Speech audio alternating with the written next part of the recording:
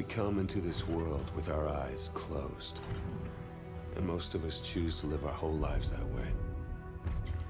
We blindly follow anyone who will lead us, giving ourselves over to anything that provides us with a sense of purpose. For me, it was the Marines. I had enlisted 6 months ago with my best friend, Will. Now we were a half world away, being deployed into South Korea.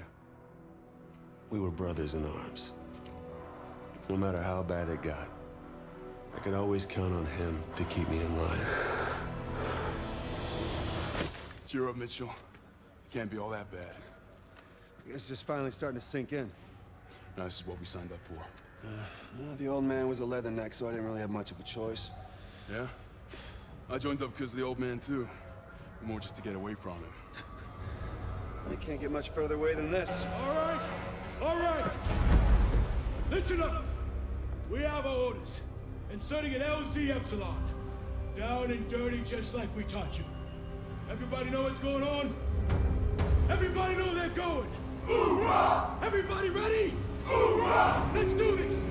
Mitchell, Irons, lead out! Let's get it done. North Korea was invading Seoul. We had to push him back.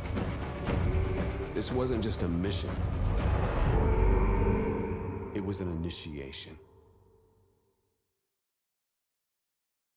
Welcome everybody, Josh here, back at you today with a brand new and special product review. Today we're talking about this, which is Call of Duty Advanced Warfare on the Xbox Series S and X, as well as the PlayStation 4 and 5 through backwards compatibility. This was on the older generation of consoles, such as the Xbox 360 and the PS3 back in the day, but I have here the Xbox One version, and the version that you're going to be seeing with B-roll footage is actually the PS4 and PS5 version of the game. So what is Call of Duty Advanced Warfare now? It is a departure of the original Call of Duty formula, as well as the Modern Warfare franchise. Activision Blizzard was at the time taking a different approach to the campaign mission style and actually introducing these exosuits, especially to that of multiplayer. Everybody had been asking for a change of pace for once in terms of the context of the story, and here we have a Call of Duty Advanced Warfare. And with that being the case, I think that one of the interesting things about Call of Duty Advanced Warfare is the exosuit itself. I think that the exosuit and the abilities that you have at your disposal with the exosuits are really awesome, and while they can be kind of frustrating with the fact that you have jetpacks now in multiplayer, this is going to be more or less a single player campaign review. And at the time I did play a lot of the multiplayer modes in terms of team deathmatch, capture the flag, big team battles, which is round war, and a whole bunch of other the typical Call of Duty campaign, as well as multiplayer modes that you do get in this game. And I think that the single player for this game is pretty ingenious in terms of the way they're designed compared to that of the multiplayer. I think the multiplayer is actually pretty terrible, but I think that the single player campaign for this is awesome. You're playing as Jack Mitchell. He's working with Will Irons, who is actually Jonathan Irons' son, and I think that it's pretty cool that it established at the beginning of the game that they are best friends. They're attacking Seoul, South Korea, because the North Koreans are actually invading. This is a globe-trotting, globe-spanning adventure similar to that of what the other Call of Duty games in the franchise are. You go to different locations around the world, and you actually get to explore these really exotic locations in interesting and disastrous style scenarios. This game takes the Modern Warfare approach to doing the single-player campaign and flips it on its head with, like I said before, the science fiction military aspect. And I really did like the science fiction military aspect approach to this. Will Irons is actually injured in a combat mission, and Jack Mitchell actually loses an arm, and he gets introduced to Atlas, which is a military operation where it's led by Jonathan Irons, who's a weapons designer as well as a cybernetics researcher. He's trying to create prosthetics as well as these military industrial robots that are designed to kind of take out bad guys and be replaced with the human soldiers that you have on the ground. Jonathan Irons is the main protagonist, played by Kevin Spacey, and while I really don't like Kevin Spacey as an actor anymore just because of the fact that the dude is creepy and weird, I think that he was really great in terms of his role as the main antagonist and the bad guy of this game. And I think that with Kevin Spacey being the main driving force of Call of Duty Advanced Warfare along with Troy Baker, I think that these two really worked well together, where Jack Mitchell is questioning the methods and the protocol of Atlas. He's learning over time that this organization is not really as good and friendly as they were trying to make themselves out to be, especially after the loss of your friend and ally. And I think that's one of the things that sets this game apart from any of the other Call of Duty campaigns, is it gives you kind of a reason to fight for the ending of this campaign. And I think that while it is kind of lackluster in terms of just being another Call of Duty game with a new coat of paint slapped onto it, I think that the added aspect of this being a military-style futuristic game compared to even the Modern Warfare settings is really interesting to see, and I always wanted a future warfare or a futuristic style video game set in the Call of Duty universe, and I think that I was actually able to get that with the newer version of Call of Duty Advanced Warfare when this originally came out. I was actually living in California at the time looking for jobs and stuff when this game was being hyped up and everything, and it was cool to get news and information while I was in LA, wanting to play this game really badly and not being able to just because of the fact I didn't have my consoles at the time. But I think that the game's story and the campaign, the voice actors that are involved that do a really good job, especially Troy Baker, who I've liked in Uncharted and other things that I've seen him in the past, especially Call of Duty, is something that I think that adds this game to a whole nother level in terms of the single player story driven narrative. This is a linear narrative they can easily get through in 6 to 7 hours, maybe 8 hours if you're actually, trying to do everything in the game. But if you don't like the linear story driven narratives of the Call of Duty campaigns, you're probably not going to enjoy this. And I think that even at $20, this game is pretty awesome. Even at full price, when I actually originally paid for this, and I paid for this game not only full price on the PlayStation 4, the PS5, and the Xbox Series S and S with this one, I also paid for it digitally as well because I wanted to re-experience this game and be able to download it and replay this game whenever I wanted to. And I think the added benefit of having a multiplayer mode as well, which allows you to go online with your friends and either the co-op mode in terms of the single player campaign and experience the story for yourselves with a friend, or having the ability to go online and multiplayer and battle it out with your friends on the team deathmatch, the capture the flag, the classic typical Call of Duty game modes that you have here in this video game is definitely worth full price as well as the $20 price tag that it currently is now. And I think that as a fan of Call of Duty, this was one of those games where it was relatively unique until they started doing every single video game with a futuristic military tone to it. And I think that's one of the things that really made the futuristic style get kind of stale, where they didn't actually give us a sequel to Advanced Warfare that could have probably elevated the story even further.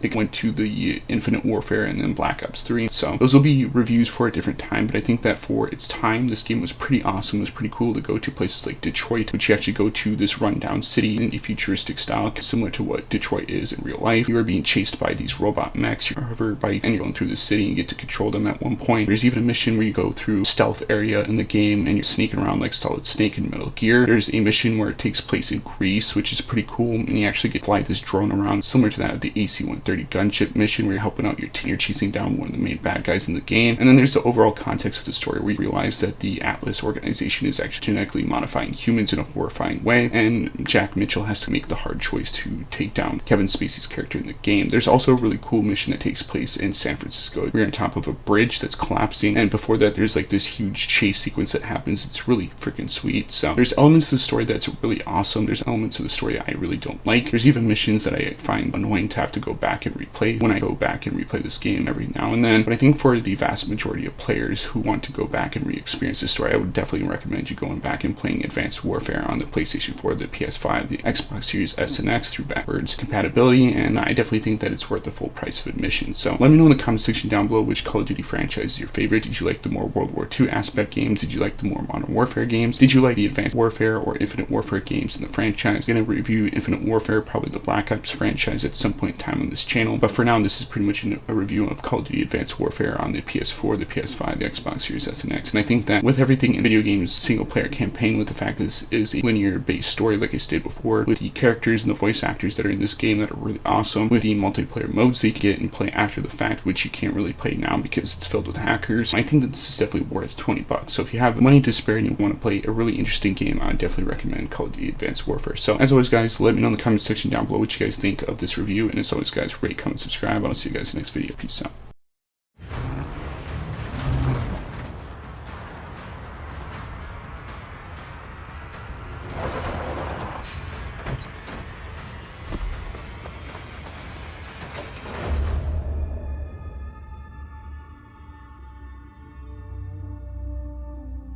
Come on. Come on. Stay with me. We're almost there.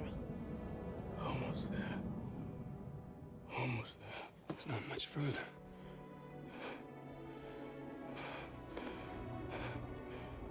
Don't stop. Don't. Come on. Cormac!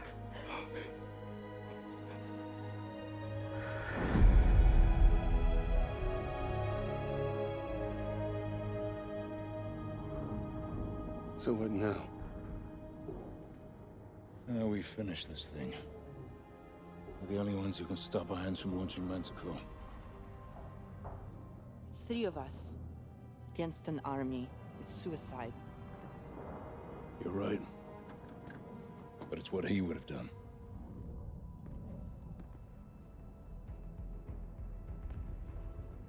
Okay.